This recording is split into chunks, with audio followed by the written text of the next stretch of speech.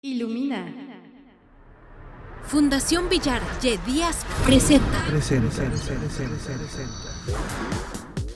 Podcast Ilumina, un servicio de divulgación con temas de interés dirigido a personas con discapacidad visual y sus familias en México y países de habla hispana. Comunícate con nosotros.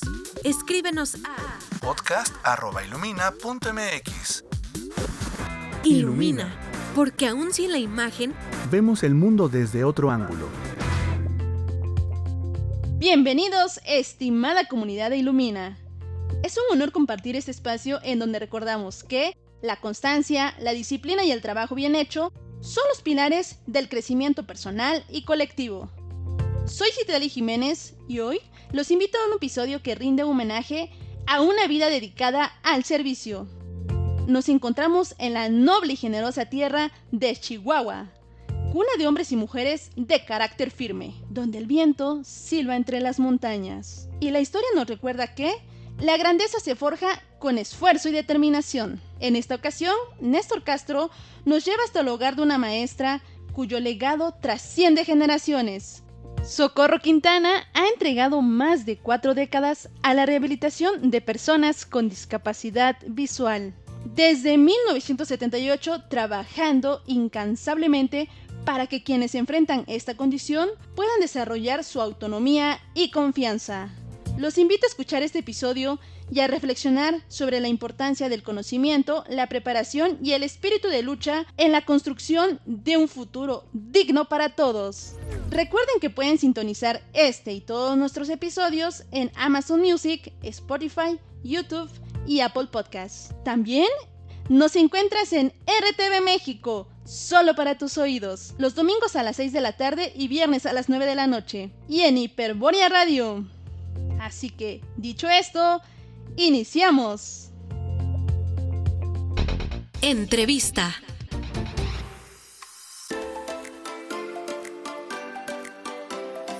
Hola, ¿cómo están? Bienvenidos a la entrevista en tu podcast Ilumina. Hoy estamos de plácemes, de manteles largos, porque nos encontramos en la casa de la maestra Socorro Quintana. ¿Y quién es Socorro Quintana? Bueno, pues ella nos va a contar quién es. Y bueno, vamos a hablar, ¿de qué vamos a hablar? De rehabilitación para personas con discapacidad visual. La maestra Socorro es docente y bueno, vamos a escucharla. Bienvenida, maestra, ¿cómo está? Muy bien, buenos días para todos. Es un placer estar compartiendo un poco de la experiencia del trabajo con las personas con discapacidad visual y asentar que creemos que es posible lograr un trabajo digno, tener acceso a todos los derechos como la educación, la vivienda, la salud, siempre y cuando se goce de oportunidades para ser la persona con discapacidad visual la primera promotora de sus derechos. Siempre he pensado que nosotras, las personas con discapacidad visual, tenemos que hacernos parte del panorama diario en una ciudad, en un trabajo, en el medio de transporte, en los centros de salud, parte del panorama, salir a pedir, a ejercer el derecho, no tanto a exigir ni a pegarse con la mesa, sino es simplemente a ejercer tu derecho, y ya después la gente se va acostumbrando a que una persona que no ve, puede estar trabajando, puede estar estudiando, puede hacer un montón de cosas, y ya se le hace común, que es a lo que creo que aspiramos todos. Maestra, ¿usted dónde vive? ¿En qué estado de la República vive? Los saludo desde Chihuahua, pero soy originaria de la Sierra de Chihuahua, de un pueblo que se llama Matachic.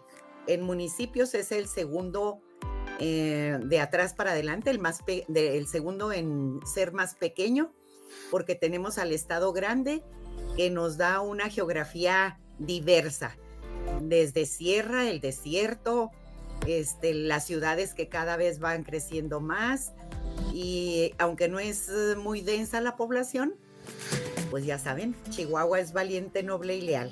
La tierra de Pancho Villa, ¿no? Ahí estamos con los Dorados de Chihuahua. Qué bueno, me da mucho gusto que nunca habíamos entrevistado a alguien de allá de Chihuahua.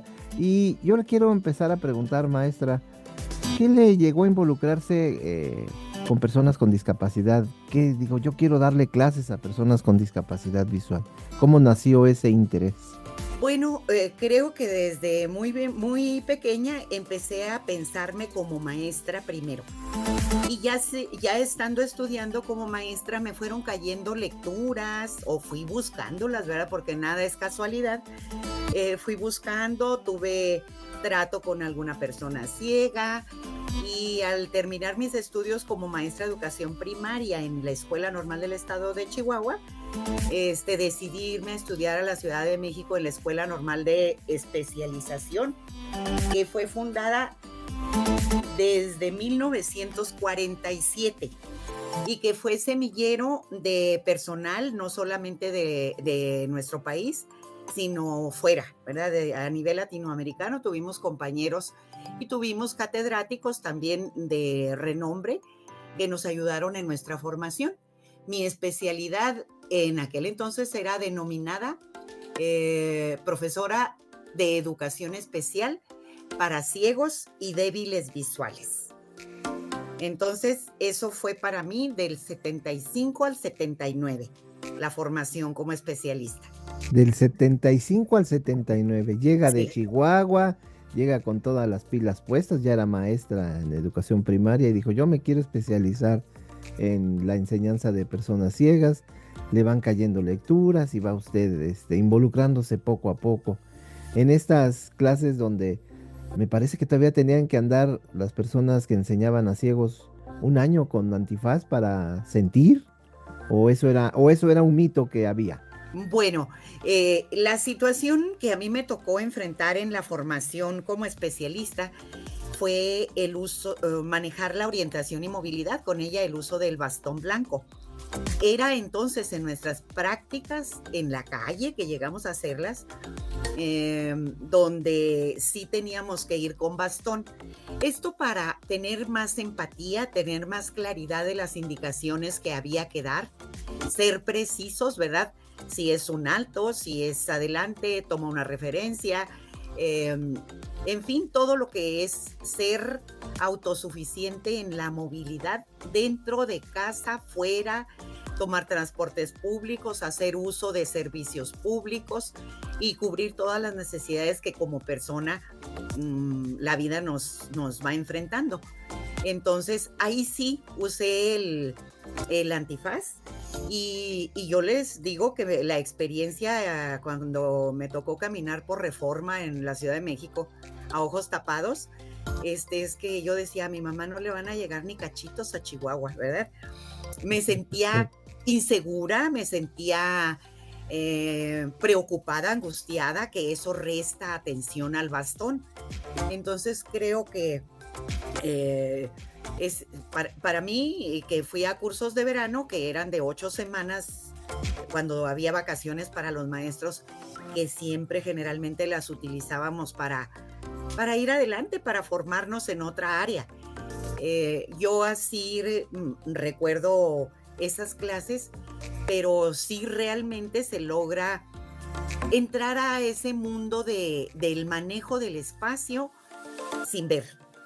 Y también desde ahí ver otras actividades, cómo se tiene que describir para las personas con discapacidad o conocer con los sentidos restantes, pues el medio que nos rodea, porque si yo le digo a alguien, allá hay una banca que está pintada de amarillo y tiene una forma en el respaldo como de abanico, yo creo que no acaba de decir qué es allá y qué es amarillo y cómo es la banca, ¿verdad? Sino que hay que buscar que realmente se conozca con los sentidos que a él le quedan, como a lo mejor si está recién pintada y huele a pintura, o las formas que tiene en la herrería, o qué distancia implica, términos que hablamos y que tenemos que demostrar cuando estamos con una persona con discapacidad. Creo que eso es parte de la formación que debieran tener para ser más empáticos los maestros que trabajen con personas con discapacidad visual. Debió ser difícil en ese momento, en plena, ahí en Reforma, nada más oyendo los carros de un lado y del otro, y y yo sin la herramienta que siempre utilicé para guiarme o para ubicarme, que eran los ojos, sí debió ser difícil, pero eso yo me imagino que ayuda para que te pongas en el lado, te pongas en el lugar de la persona con discapacidad y la puedas orientar mejor. Y no cree usted, maestra Socorro, que puede jugar en contrario. Algún día se me ocurrió a mí vendarle los ojos a la mamá de un niño ciego. Estaba yo trabajando, era yo muy joven, y se me hacía fácil de hacer cosas. Y entonces le digo, vamos a jugar béisbol. Y nos pusimos a jugar béisbol. Y entonces, con una pelota de cascabeles y le decía a la señora, a ver, a usted véndese los ojos. Y me decía, y ya la reflexión que ella sacó, dice, ya me di cuenta que es tan difícil que por eso tengo que hacerle las cosas a mi hijo. Ajá. Pudiera ser que ahí hay que desterrar esa situación de que es más fácil hacerle las cosas. Porque yo creo que el tiempo que una mamá o un hermano o la abuela inviertan en enseñarle lo que sí puede aprender, ¿verdad? Que es muchísimo, eso hace que no le tengan que invertir toda la vida el tiempo a esa persona. Creo que esos errores, y a lo mejor para las personas hay que aclarar, ¿verdad? Queremos que haya personas independientes, que igual que una persona sin discapacidad puede llegar al centro de su ciudad, tenemos que plantearnos esos retos. Y si la persona se va a hacer un pan tostado con mantequilla y mermelada, pues a lo mejor se va a tener que llenar las manos en las primeras ocasiones, pero cada vez lo va a poder hacer de manera independiente mejor. Y esto, a mí alguna mamá me dijo, maestra, no sé si me irá a alcanzar la vida para dejar listo a mi hijo. Y yo le decía, es que para contestarle eso, yo le diría que tenemos que estar trabajando cada día. Sí, y cuando son pequeños, ¿qué podemos enseñarles? Desde que hay cerillos, que los cerillos se pueden prender, que no pasa nada, a veces todos nos quemamos al prender los primeros cerillos, pero que a lo mejor eso nos da parte de la supervivencia. Si vamos a prender una estufa y esta no tiene un mecanismo electrónico o no tiene el piloto encendido, ¿cómo podemos prender un cerillo para activar esa mecha que nos puede llevar a hacer una comida, ¿verdad? Y que eso es algo básico, indispensable. Y si vemos los manuales de actividades de la vida diaria, a nadie se le ocurre poner que prendan un cerillo, ¿verdad? Pero eso es parte de la vida. También la higiene, también todas las situaciones que nos hacen estar bien con los otros, llevar una vida armónica, no tienen por qué hacerse la familia, ser dependiente.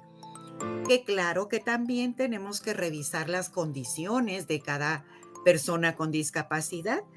Si aparte de la discapacidad visual, encontráramos que hay otras discapacidades agregadas como baja auditiva, como problema motor, entonces hay que considerar el caso, ¿verdad? Que nos va a llevar más tiempo para que se aprendan cosas que a los que vemos nos parecen sencillas. Se dice que el 83% de lo que aprendemos fue a través de la vista. Y si tenemos nulificada la vista o está en un escaso poder de aprovecharla, que nos daría baja visión, entonces, ¿cómo tenemos que apoyar a las personas para que tengan seguridad para realizar las actividades? ¿Por qué? Porque yo como maestra les diría, yo tengo fe en que es posible. Cuando se presente discapacidad múltiple, sabemos que vamos a trabajar más y que va a llegar un momento en que decimos, bueno, ya es independiente para comer y para ponerse la ropa, para bañarse y ponerse los zapatos. Hay personas a las que sí tendríamos que pensar que requieren más apoyos, a veces de por vida, más situación de cuidado. pero en su mayoría tenemos personas que pueden hacer una vida tan normal como cualquiera de nosotros, porque se usen el tacto, el oído, el olfato, el gusto, que con esa interrelación de los sentidos se puede aprender muchísimo. Por supuesto que si yo voy a la tienda no voy a encontrar todos los precios de los productos que voy a buscar. Ahí se vale, hay que preguntar o hay que usar la tecnología, que ahora afortunadamente nos da muchos más elementos, hasta donde es posible también en ese aspecto ser independientes. Pero de que tenemos fe, pues yo les hablo. Si empecé a trabajar en 1979, yo tengo exalumnos jubilados de la maquila, personas profesionistas como maestras, jubiladas, siendo totalmente ciegas. Entonces, no es un impedimento como muchas veces se trabajó en otros tiempos, impedimentos visuales. No, es discapacidad visual y sobre todo está en una persona que como persona pues tiene todos los derechos y hay de nosotros los que estamos alrededor si no ponemos de alguna manera interacciones y aprendizajes, relaciones con las que las personas puedan demostrar todo ese potencial que hay en las personas con discapacidad. Esa idea de que yo todavía a veces voy a casas de personas con discapacidad visual, es que no le des en vaso de vidrio porque lo va a romper. ¿Y por qué mejor no lo enseñas a manipular un vaso de vidrio, no? Ajá. Y porque es el único que tiene que comer en vaso de vidrio, de plástico, y los demás no. O sea, ajá. Ahí. A lo mejor es un prejuicio. No se ha llegado a conocer todos los materiales de que están hechos los vasos. Los de vidrio suenan diferente a uno de aluminio o a uno de plástico.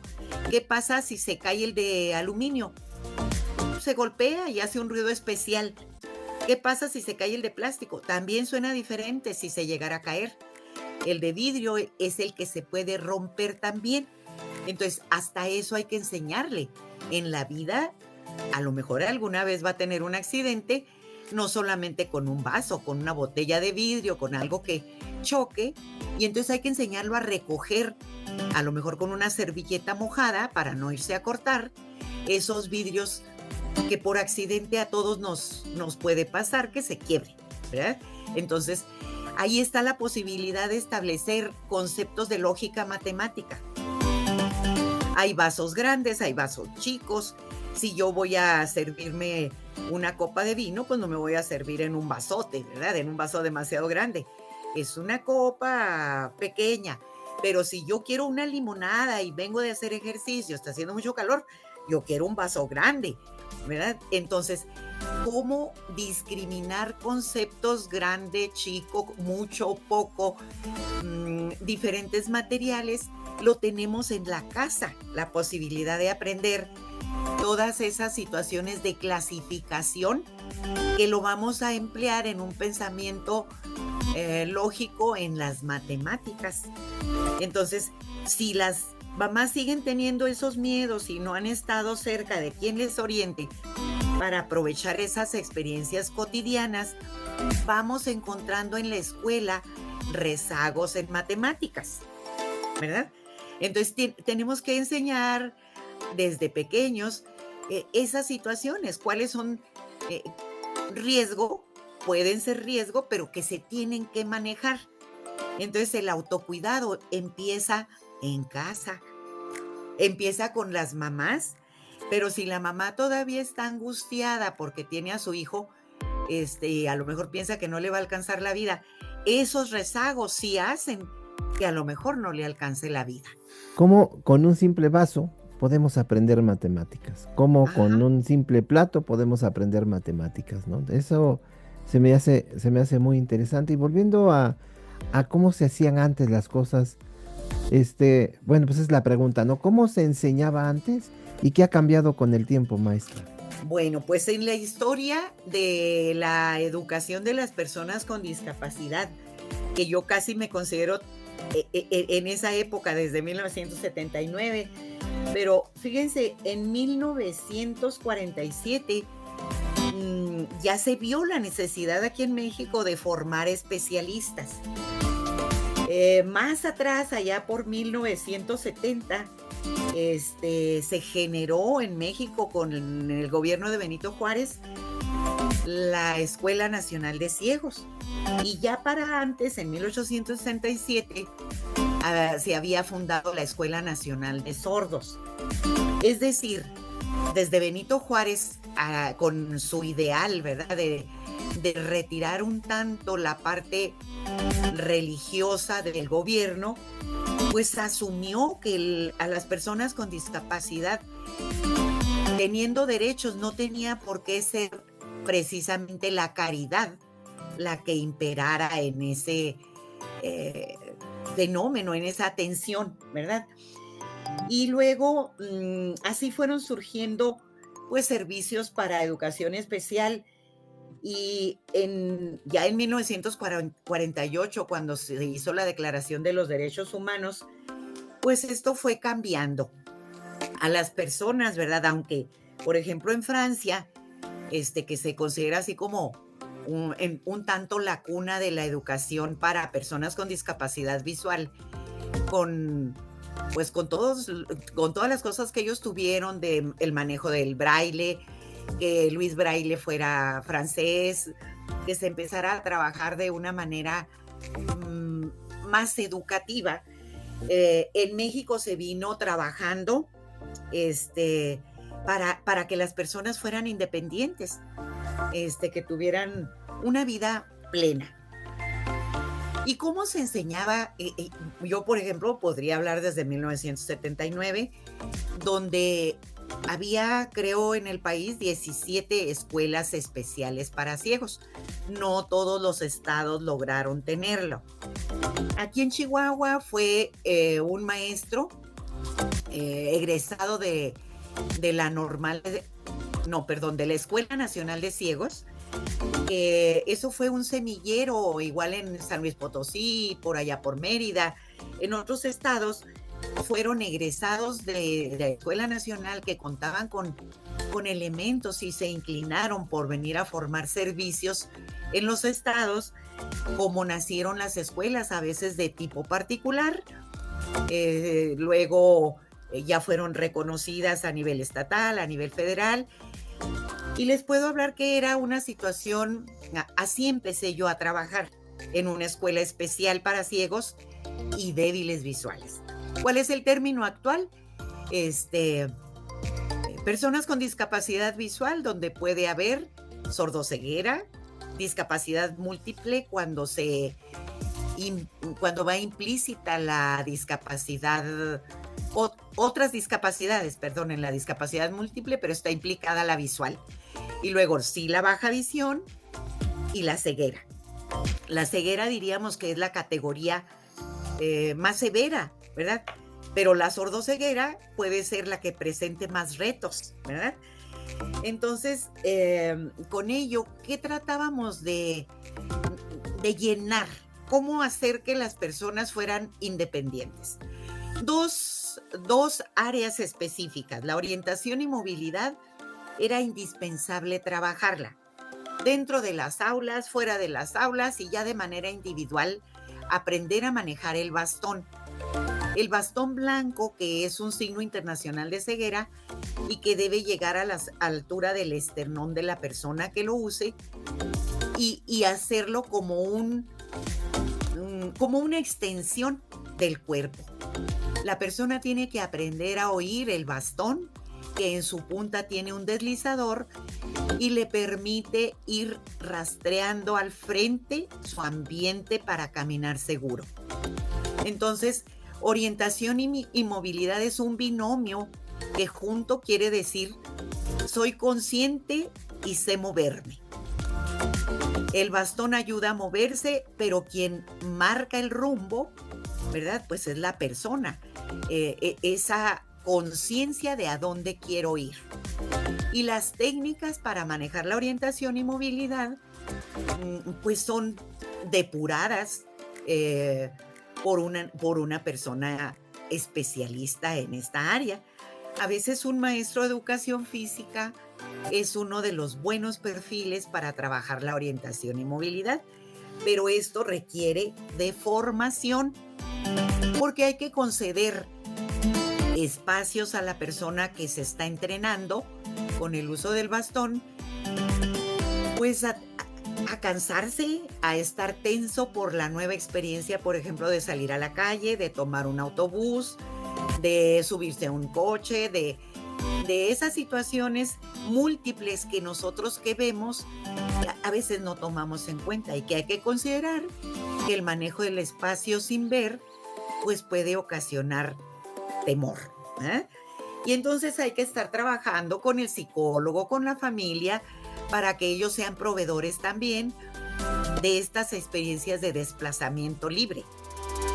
Y luego otra área importante, que así lo trabajábamos, las actividades de la vida diaria. Cuando a un niño le pedimos que se abroche las cintas de los zapatos o de los tenis, ya solo. Bueno, pues las educadoras hablan de que en jardín de niños ya el niño debe estar preparado para esto. Si a un niño que no ve lo empezamos a preparar desde 4 o 5 años, porque siempre vamos a necesitar hacer un nudo o una rosita, como le llamamos al jaloncito que le damos de 2 orejas en las cintas de los zapatos. Ahora se ha ahorrado a veces ese paso porque los zapatos pueden traer velcro o los tenis pueden traer velcro, que quita la dificultad para acceder a este aprendizaje. Sin embargo, las actividades de la vida diaria, si enunciáramos desde que nos levantamos hasta que nos volvemos a acostar por la noche, son muchísimas actividades. A lo mejor pudiéramos hablar, así enumerándolas rápido, de 100 actividades al día. ¿Cuántas de ellas las hace un niño de 4 años? ¿Cuándo le podemos pedir ciertas actividades? Por ejemplo, abotonarse la camisa. Por ejemplo, bañarse solo. Ponerse crema. Peinarse. Calcular el champú que necesita para bañarse. Y cómo darse cuenta que todavía no está bien enjuagado. O sea, cosas tan sencillas para nosotros que vemos y que las asume un niño que ve porque le hemos dado la oportunidad de hacerlo con nosotros. Para un niño que no ve, tenemos que provocar esas actividades y revisar cuáles se hacen nudo. Por ejemplo, ponerse los calcetines. Hay niños que no ven y se ponen el calcetín, pero con el talón hacia arriba. Entonces, ¿cómo tenemos que identificar la forma del calcetín con la forma del pie, del talón donde debe quedar acomodado? Entonces, las actividades de la vida diaria son muchísimas las que realizamos día a día, pero ahí aprendemos tanta cosa.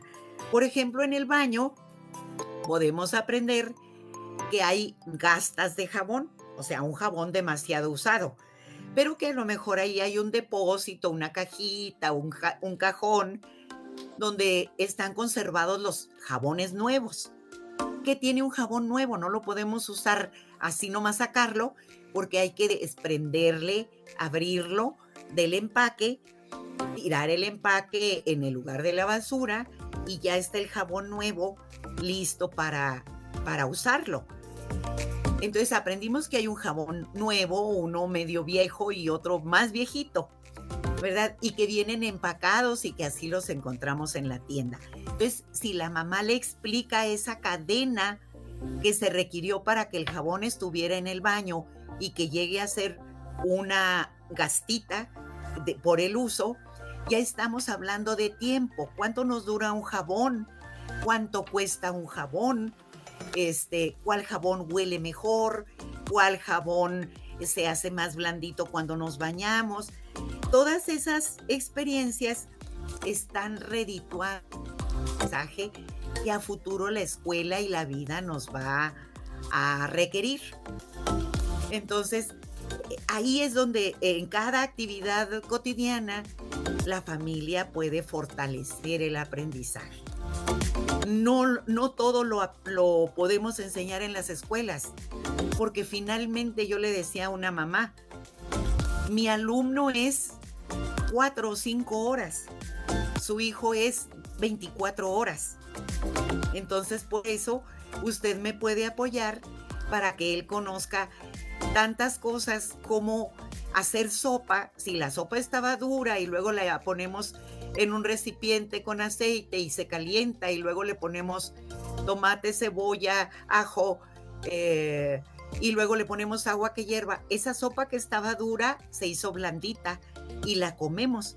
Esas actividades de la vida diaria, como picar un tomate, cómo poner a calentar agua sin que represente un riesgo, todo eso lo puede enseñar una mamá a su hijo que no ve.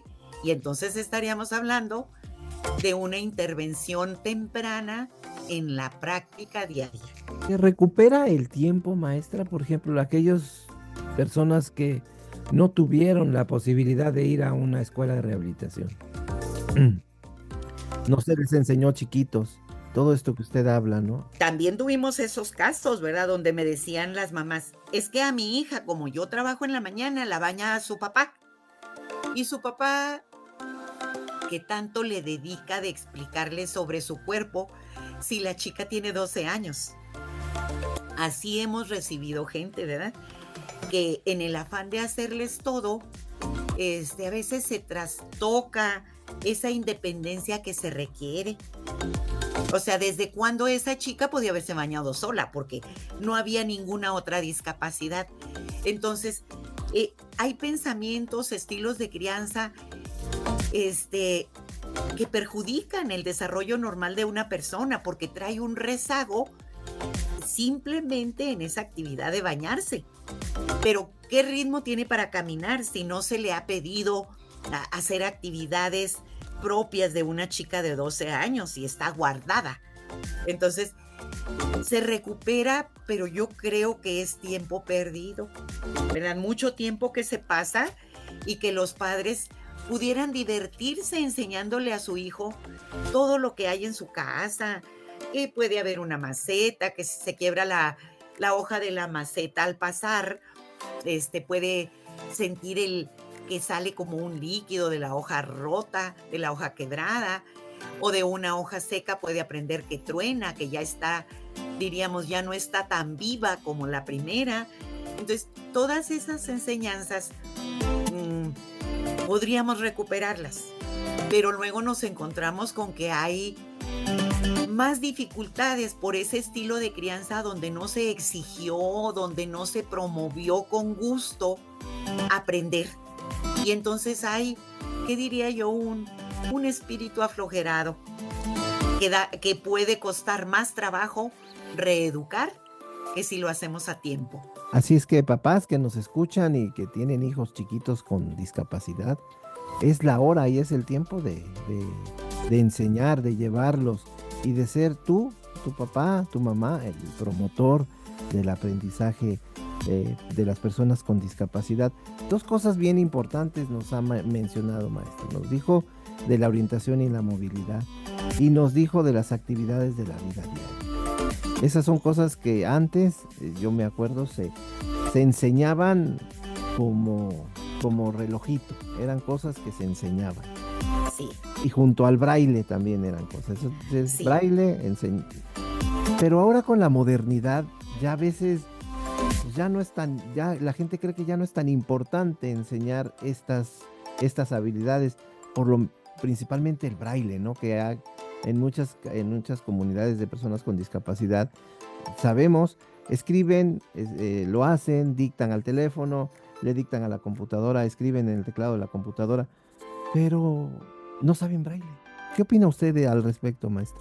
Yo hablé de dos áreas específicas, ¿verdad? Las que nos propician mayores aprendizajes, mayor independencia. Pero nosotros como asociación civil mantenemos que son 5 áreas específicas. Una muy importante y que es la que me citas es la comunicación. La comunicación para las personas con discapacidad visual es un menú muy amplio. tan amplio que a veces se ha desdeñado el uso de la comunicación escrita a través del braille.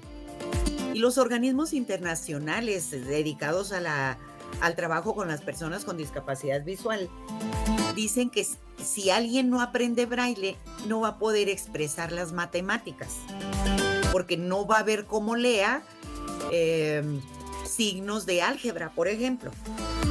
Y entonces es una de las cosas con las que los maestros de antaño tendríamos que luchar por mantener.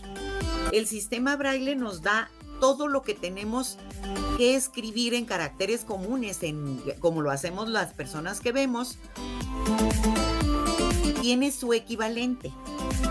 Pero si esto se desdeña porque la otra vía es la tecnología, la tiflotecnología que se ha puesto al servicio perfecto de las personas con discapacidad. Entonces, hay momentos donde las personas ya tienen elaborado muchísimos conceptos donde es válido, consultas o tienes una calculadora electrónica y resuelves tu situación. Pero ¿cómo entienden el proceso, por ejemplo, de operaciones fundamentales, suma, resta, multiplicación y división? No me digan que alguien que va a estar en la universidad y que allá esperamos verlos, si no sabe estas 4 operaciones fundamentales, pues ¿cómo va a trabajar estadística y cómo va a sacar porcentajes? ¿Cómo se va a acercar a las matemáticas? A lo mejor en una carrera, si faltan estas bases y no están expresadas adecuadamente. Entonces, la comunicación es amplísima. La gestual, por ejemplo. ¿Por qué nos dicen que muchas personas con discapacidad visual son inexpresivos? Porque los demás no les hemos apoyado para que a veces cuando comemos, cuando nos reímos, cuando damos un abrazo, nuestro cuerpo se mueve en pos de expresar el gusto, de comer bien, y terminar de comer para hablar, ¿verdad? Que eso diríamos son normas sociales. No nos van a multar si se nos ve la comida cuando estamos hablando, pero no es agradable y no es convivencia armónica. Entonces, la comunicación oral necesita tener turnos, necesitas dejar que el otro hable también, necesitas entrar adecuadamente en tu turno. Y la comunicación gestual aporta, junto con el movimiento del cuerpo, una riqueza de comunicación. Entonces tienen que ir juntas. Tenemos que enseñarlos a que pueden mover las manos, pero no para todo. Hay momentos donde podemos estar con las manos sin moverse y estar hablando. Pero cuando se trata de escribir, ¿qué hay para que las personas escriban con los que ven? Pues está la computadora, está el manejo del teclado en su momento de los niños, yo diría a partir de 3er año, que ya manejan alfabéticamente todos los signos, que apoyan la escritura, todos los signos del alfabeto, las letras del alfabeto. Entonces se puede enseñar el manejo del teclado, que a su vez los va a conectar con el uso de la computación. Después de la computación, pues puede haber muchos auxiliares como los lectores de pantalla, como poder acceder al internet, a los mensajes, el uso del teléfono y todos los demás aditamentos que de tecnología le puedan ofrecer oportunidades. Pero, ¿cuándo se puede estudiar, hacer hábitos de estudio? Si él tiene sus propias notas para cuando va a presentar un examen o que cada día pueda repasar el tema, si tiene las notas, va a ser más fácil que se vuelva a retroalimentar, por ejemplo, para momentos de estudio, de una presentación, de un trabajo hecho en la computadora, un ensayo y que lo tenga que exponer. Ahí diríamos, requiere de la comunicación escrita, pero para él el braille es su elemento. Entonces, a mí me preocupa que haya personas con discapacidad visual que sobre todo en su momento educativo no lo estén usando. Eso es una barrera. Y luego, entonces, entender ese menú amplio que significa la comunicación.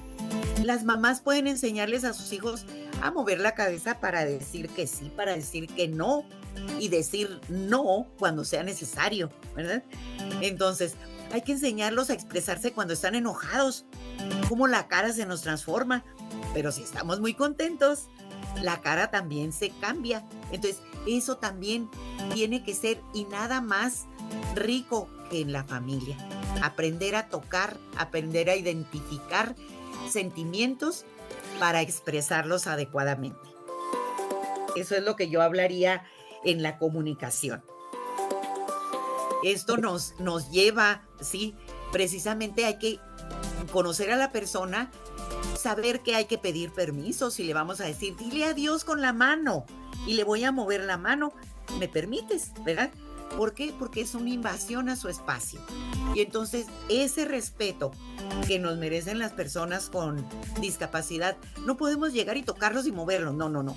¿Me permites? Mira, toca mi mano o yo te toco tu mano, ¿verdad? Y toco tu cara y tú toca mi cara, ¿verdad? Porque ahí podemos emprender esa ruta hacia la comunicación gestual más adecuada. Más firmeza en la comunicación oral. Y en la escrita, pues no descuidar todo lo que conlleva la firma, por ejemplo. Si alguien no firma en caracteres comunes, que sea un garabato o que sean iniciales de su nombre o todo su nombre, estaríamos negando un derecho de identidad, ¿verdad?, a las personas con discapacidad visual. Entonces también hay que enseñar y hay que dirigir cómo una persona puede firmar, a veces teniendo como referente táctil una tarjeta de crédito, una tarjeta X que le permita ubicarse donde va a firmar. Me acuerdo que cuando la primera vez que fui a tramitar mi credencial de lector, ya hace solo cientos años, me dice el cuate que estaba en el módulo del entonces, no sé cómo se llamaba, ahora se llama IFE, INE. Bueno, me dice, no firma, ¿verdad? Y que le pone una cruz a la parte de la firma. Entonces dices tú, órale, mira, dice que no firmo. Bueno, pues. Y a veces te quedas porque dices, entonces, no, es que sí firma, no. Entonces tienes que venir dentro de 3 meses por tu credencial y bueno, ya pues la haces perdediza y ya llegas, ¿no? Con tu credencial, pero sí traemos todavía esa idea de dar por supuesto ciertas cosas que tú como persona sin discapacidad no harías no viendo. Piensas que todo mundo las va a hacer y eso es también una barrera. Maestra, ¿cómo nace la idea de hacer una asociación de docentes, de personas, de que enseñan a las personas con discapacidad visual? Aún teniendo 17 escuelas dependientes de la Dirección General de Educación Especial en México y con departamentos de educación especial en los estados, nosotros, los que trabajábamos con discapacidad visual, directores, maestros de las escuelas, veíamos que faltaba investigación, que faltaba gestión, que faltaban dar a conocer más el trabajo de la discapacidad visual. Y fue por allá por 1986, yo creo, sí, cuando en Querétaro pues se hace una reunión y se invita a los que desearan conformarla a establecer estatutos, a registrarla como asociación civil y tener más comunicación, diríamos, de tipo interdisciplinario entre los especialistas con discapacidad que trabajábamos la discapacidad visual. Y así surge. En aquel entonces, fue hasta 1996, cuando desaparecieron las escuelas para ciegos en el país. Y por decreto se quemó la clave de las escuelas y el personal que habíamos en las escuelas nos desperdigaron por por todos los servicios, así como que teníamos un maestro de orientación y movilidad y lo mandaron a un kinder. Teníamos una maestra que había trabajado terapia física y la mandaron a un USAER, y otros que quisieron quedarse en un CAM atendieron niños de todas las discapacidades. Y se perdió esa fineza con la que se atendían los niños con discapacidad visual. Llegamos a tener situaciones muy adversas porque no los querían inscribir en los CAM, porque luego les iban a pedir cuentas y no sabían. Y ahora vemos en las escuelas, por ejemplo, acabo de saber aquí en Chihuahua de una mamá que viene de otro estado de la República, que tiene 2 hijos ciegos. Uno estuvo en una escuela especial con niños ciegos, y a partir de secundaria sigue su mundo en la escuela regular, en una secundaria, pero ya sabía braille, ya sabía usar el bastón, sabía usar el teclado, conocía de actividades de la vida diaria, manejo del ábaco, Kramer, donde podía resolver operaciones en secundaria, y este fue un triunfador. Pero tiene otro de 30 años al que, si fue en 1996 cuando desaparecieron las escuelas, le toca estar en kinder y lo mandan a un preescolar regular. Y de allí sigue su educación en una escuela primaria regular. En secundaria ya no lo quisieron. O sea, no hubo dónde integrarlo, dice la mamá, ya no lo quisieron, así lo maneja ella, porque le faltaban muchos conocimientos. En la primaria dice que le decían a veces, fíjese que se durmió, es que Cruz está dormido, es que se durmió. ¿Por qué se dormían los niños? ¿Por qué se aburrían los niños en la escuela? Eso también lo viví yo con niños que se fueron cuando se cerraron las escuelas, y decían, es que los maestros les ponen trabajo a los que ven, y los que vemos nos aburrimos, los que no vemos nos aburrimos mucho. ¿Por qué? Porque un maestro no estaba preparado para trabajar una mañana completa de acuerdo a las necesidades que presentaba un niño con discapacidad visual. ¿Dónde estaban los mapas adecuados? ¿Dónde estaban los esquemas del cuerpo humano para saber dónde está el intestino delgado? ¿Cómo se cambiaron metodologías, por ejemplo, para trabajar el sistema braille? Que es cuando ya el niño es alfabético, o sea que a cada sonido que emite le corresponde una grafía, porque el braille se lee letra por letra, no es una situación global, que vayamos a decir jabón y nomás porque leemos la J, ya intuimos que ahí dice jabón. No, el braille se lee letra por letra, entonces necesitamos avanzar en ese proceso de alcanzar el nivel adecuado para escribir una por una las letras que conforman una palabra. Entonces, ahí las metodologías de la escuela primaria, el ser uno, pues se convirtió a veces en el olvidado. Y muchos maestros no porque fueran malos, sino porque no tenían elementos para detectar el proceso del niño y promoverlo. Entonces yo ahí considero que hay una deuda social en las escuelas porque no se ha evaluado qué tan generoso es para las personas con discapacidad estar en una escuela para todos, que fueron los lemas que se trabajaron desde Jomtien, Tailandia, en 1990, y que se cambiaron las leyes de muchos países, donde las leyes era la escuela para todos. Sí, pero nada más discriminante que tratar a los diferentes igual. Si los trataron igual, se rezagó su proceso lógico-matemático, su proceso de lectoescritura, de independencia personal, y se desaprovechó el potencial que esa persona tenía en su momento y que a lo mejor ahorita, como a Cruz, que lo acabo de conocer, que teniendo 30 años,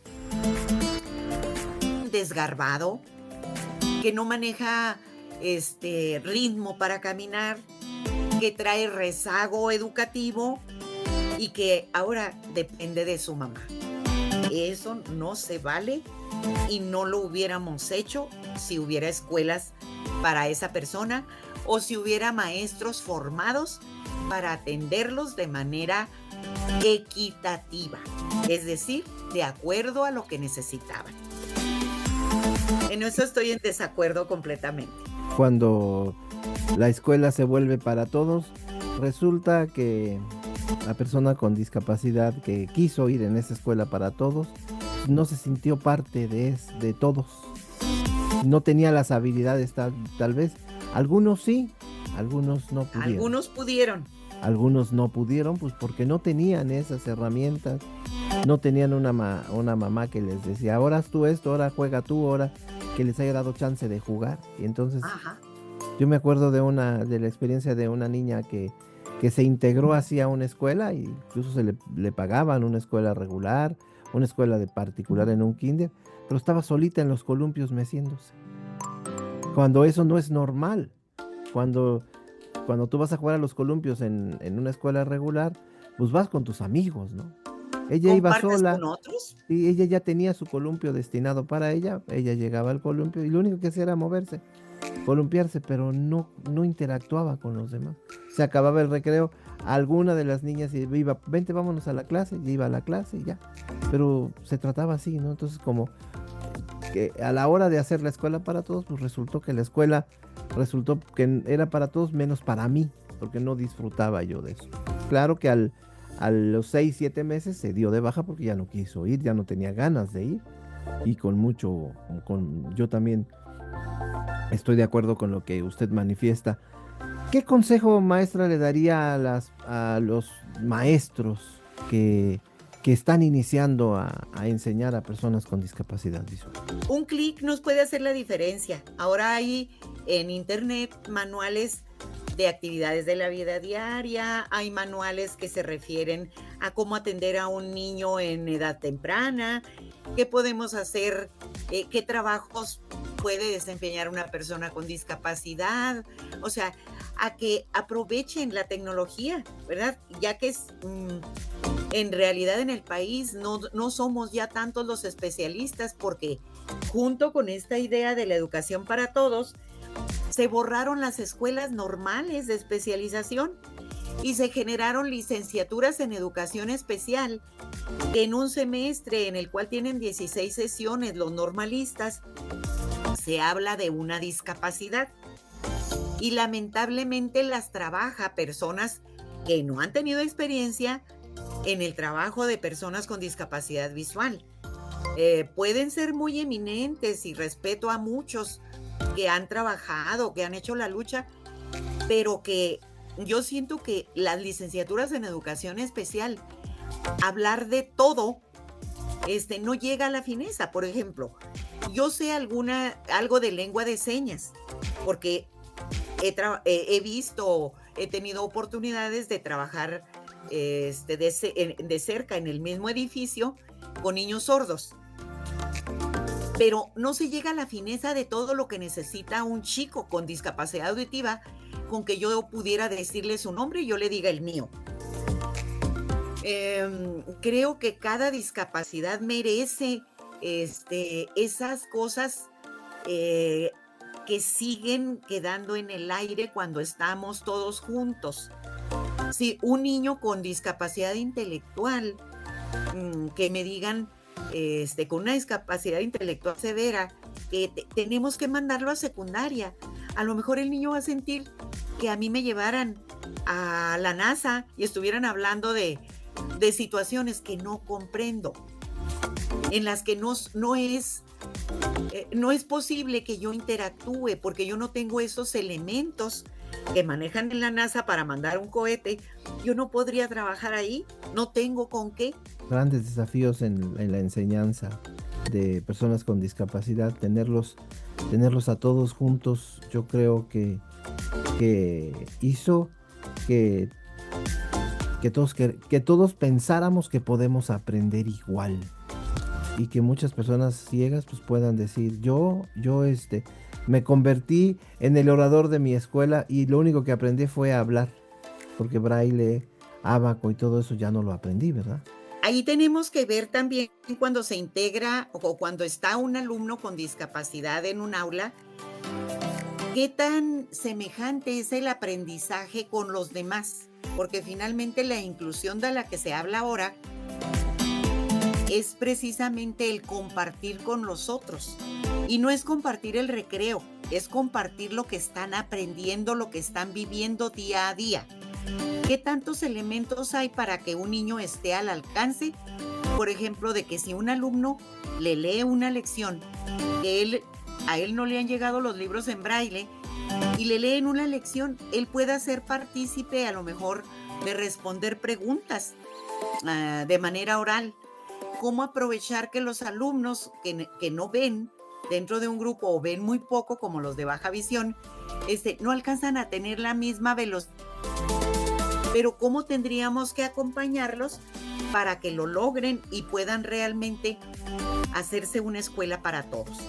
En tanto esto no se viva en las escuelas, vean los maestros cómo la cara de los niños a veces es ese aburrimiento que tenemos que leer y hacerlos parte de la participación de los diferentes temas, de cómo le vamos a enseñar un tema en donde tiene que utilizar, por ejemplo, el tacto para ubicarse en un mapa, en un esquema.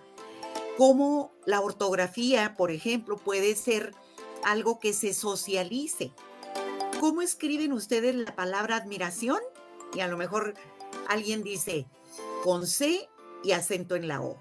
Ok, así se escribe, ¿verdad? ¿Cómo escribimos océano? Con mayúscula, si vamos a escribir océano Atlántico, por ejemplo, con mayúscula, con C y con acento. ¿En dónde? Y entonces todos pueden participar y le está sirviendo a todo el grupo. Hay estrategias inclusivas que nos van a ayudar con todo el grupo. Entonces, ¿cómo estar en el aula y cómo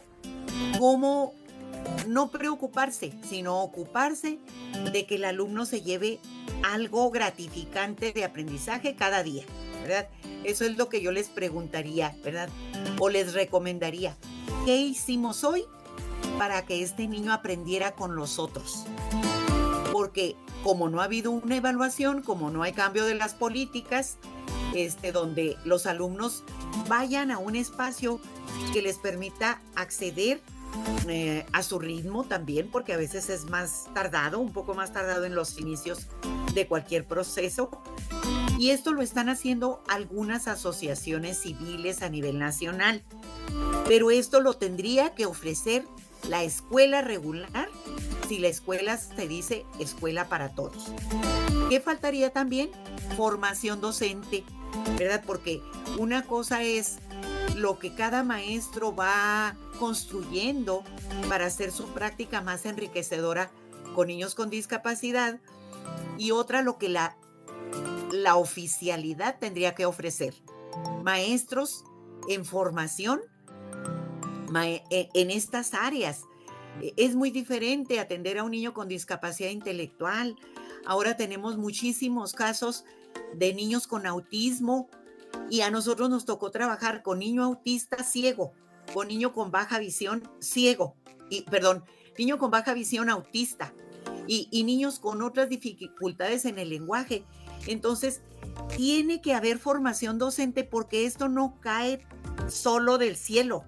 Esto tenemos que ocuparnos a nivel nacional, porque yo digo que ahí está la deuda, a nivel nacional, y con políticas adecuadas para la formación docente, para que los padres a tiempo estén también orientados por maestros que sepan, para que no se pierdan esos tiempos en los que reeducar viene a ser un conflicto, porque ya el niño no puede estar en en una secundaria si no trae los conocimientos de primaria, y así nos vamos. No va a poder estar en una universidad si no trae los conocimientos bases, por ejemplo, de matemáticas. Entonces tenemos que buscar que se equiparen, ¿verdad? Que vayan a la par que los otros. Pero si no hay formación, el tiempo se sigue perdiendo. Y el tiempo perdido, pues los santos lo lloran, ¿verdad? Pues, maestra, ha sido un honor. Se nos quedaron muchos temas en el tintero. Yo espero que algún día nos vuelva a acompañar en el podcast. Ha sido una delicia, un gusto escucharla. Escuchar a una persona que siempre ha tenido tatuada la profesión, el apoyo a las personas con discapacidad, pero no nada más es apoyarlos y aplaudirles, sino exigirles, pedirles e incluirlos realmente en un lugar en donde ellos se van a sentir, no nada más se van a sentir, van a saber que pueden tener sus habilidades, contar con un montón de apoyo en la escuela regular o en una escuela que ahora se llama de atención múltiple, ¿no? Y bueno, maestra, ¿algo que quiera usted agregar por último? Nos quedamos con muchos temas, pero bueno. Creo que otra de las áreas importantes que tendríamos que trabajar es la eficiencia visual, que debemos trabajarla con niños que presentan baja visión. Y se dice estadísticamente a nivel internacional que por cada persona ciega podemos encontrar 4 con baja visión, y que son situaciones que muchas veces se pasan por alto. En las escuelas yo me he encontrado niños que son confundidos en discapacidad intelectual y resulta que su situación es una baja visión. Es tan baja su visión que a veces a 2 metros no alcanzan a ver cuando el maestro los regaña o cuando el maestro los quiere apapachar, ¿verdad? Entonces toda la comunicación gestual y muchas situaciones se pierden con esta baja visión. De tal manera que escribir requiere de otros elementos como remarcar el cuaderno, como el uso de lupa, como el uso de telescopios. Es completamente diferente. A lo mejor van a necesitar, sí, llevar la orientación y movilidad y las actividades de la vida diaria, pero son procesos diferentes los que requiere una persona con baja visión. Esto en los países sudamericanos es una formación como especialistas en baja visión que en México no tenemos. Entonces nos falta enriquecernos mucho más e interiorizar que estas personas pueden ir por debajo de la atención que requieren cuando los dejamos a la deriva. Entonces hay que buscarlos, hay que observarlos, que a veces se caen, a veces andan raspados, a veces no se enteran de los letreros que hay en la calle. Todo esto nos puede dar ese indicador de que hay una baja visión y que se requieren otros recursos específicos para lograr una vida independiente y digna. Pero Néstor, ojalá que esto le llegue a muchas personas. Tenemos algo escrito por ahí, si ponen mi nombre completo en Google, pueden encontrar algunas referencias bibliográficas. Estamos a sus órdenes desde la Asociación Mexicana de Educadores de Personas con Discapacidad Visual, y en lo personal, ahora nada nos cuesta un clic para comunicarnos. Muchas gracias, maestra. Muchísimas gracias a todos los que nos escuchan. Recuerden, papá, tú eres la diferencia. Y si tú, persona con discapacidad visual, quieres aprender muchas cosas, pues hay clics, hay maneras para hacerlo ahora. Recuerden, en la vida no nos afecta lo que nos sucede, sino lo que decimos de lo que nos sucede. Nos vemos en el espejo y si no podemos, nos imaginamos que lo hacemos. Buenas tardes, buenas noches, buenos días, depende cuándo nos escuches. Hasta luego. Así concluye este episodio en el que hemos recorrido la trayectoria de la maestra Socorro Quintana. Un ejemplo claro de que la enseñanza y el servicio son caminos de vida. Su labor nos confirma una verdad fundamental. La rehabilitación de una persona con discapacidad visual comienza en casa, pero se fortalece en la escuela y la sociedad. Nacer con ceguera o con baja visión no es sinónimo de límites, sino de nuevos desafíos que pueden afrontarse con voluntad y preparación. La maestra Socorro nos demuestra que cada dificultad es una oportunidad para aprender, crecer y sobre todo para contribuir al bienestar de los demás. Cada esfuerzo, cada decisión con propósito, cada pequeño avance son pasos firmes hacia una vida plena. Que esta historia les inspire a mirar hacia adelante con determinación y a valorar la importancia de la rehabilitación como herramienta de transformación. Queremos seguir compartiendo relatos que enciendan la esperanza y fortalezcan la comunidad. Escríbenos con sus experiencias, dudas o consejos al correo podcast@ilumina.mx o envíenos un mensaje al WhatsApp al 55 51 62 76 18. Soy Citlali Jiménez y a nombre de todo el equipo de Ilumina les agradezco su tiempo y su atención. Que nunca falte en ustedes el entusiasmo de seguir aprendiendo y la determinación de vivir con dignidad. Nos escuchamos en el próximo episodio. Hasta pronto. Gracias por escucharnos. Consulta y descarga todos los podcasts desde nuestro sitio web. www.ilumina.mx. Mantente conectado y síguenos en nuestro canal de YouTube. Ilumina Edi. En Facebook somos Ilumina Ceguera y Baja Visión. Tus comentarios son bienvenidos en podcast@ilumina.mx. Hasta pronto.